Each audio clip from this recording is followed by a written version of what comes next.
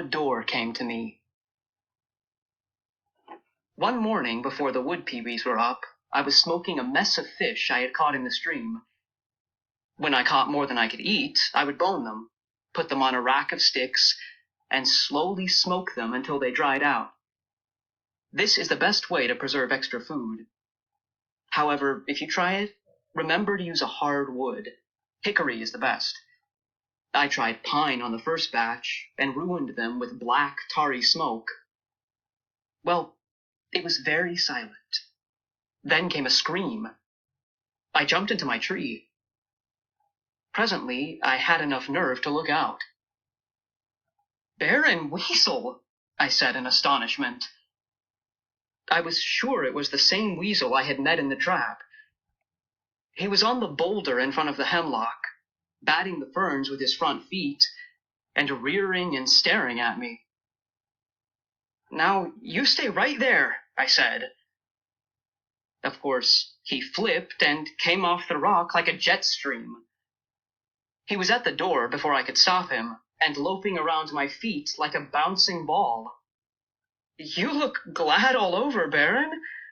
I hope all that frisking means joy," I said. He took my pants leg in his teeth, tugged it, and then rippled softly back to the boulder. He went down a small hole. He popped up again, bit a fern nearby, and ran around the boulder.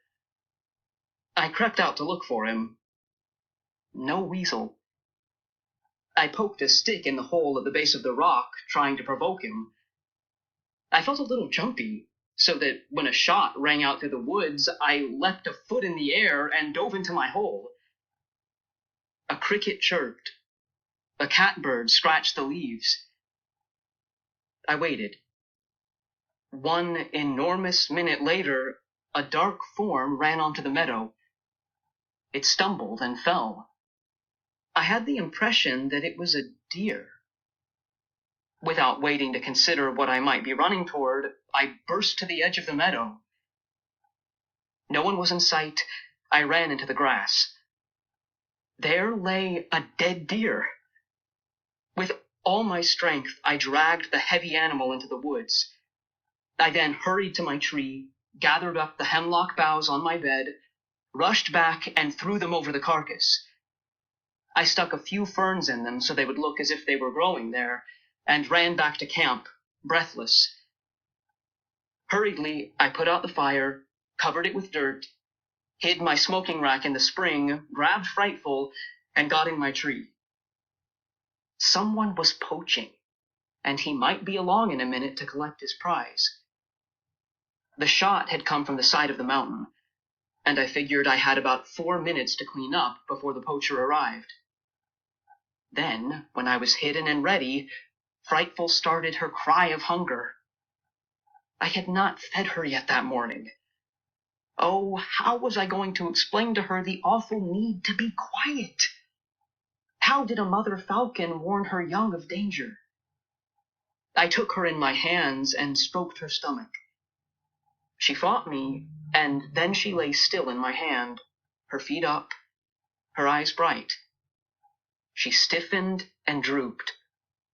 I kept on stroking her. She was hypnotized. I would stop for a few moments. She would lie still, then pop to her feet.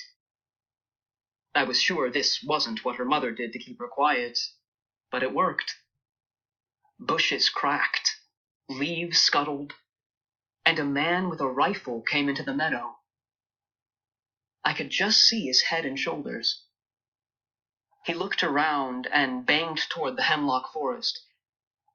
I crawled up on my bed and stroked the hungry Frightful. I couldn't see the man from my bed, but I could hear him. I heard him come to the tree. I could see his boots. He stopped by the ashes of the fire, and then went on. I could see my heart lift my sweater. I was terrified. I stayed on the bed all morning, telling the fierce little bundle of feathers in my hand that there was deer meat in store for her if she would just wait with me. Way down the other side of the mountain, I heard another shot. I sure hoped that deer dropped on the poacher's toes and that he would now go home. At noon, I went to my prize. Frightful sat beside me as I skinned and quartered it. She ate deer until she was misshapen. I didn't make many notes as to how long it took me to do all the work that was required to get the deer ready for smoking and the hide scraped and ready for tanning, but it was many, many days. However, when I sat down to a venison steak, that was a meal. All it was venison. I wrote this on a piece of birch bark. I think I grew an inch on venison. Frightful and I went to the meadow when the meal was done, and I flopped in the grass. The stars came up, the ground smelled sweet, and I closed my eyes. I heard pip, pop, pop, pop. Who's making that noise? I said sleepily to Frightful. She ruffled her feathers. I listened. Pop, pip. I rolled over and stuck my face in the grass. Something gleamed beneath me, and in the fading light, I could see an earthworm coming out of its hole. Nearby, another one arose, and there was a pop. Little bubbles of air snapped as these voiceless animals of the earth came to the surface. That got me to smiling. I was glad to know this about earthworms. I don't know why, but this seemed like one of the nicest things I had learned in the woods. That earthworms, lowly, confined to the darkness of the earth, could make just a little stir in the world.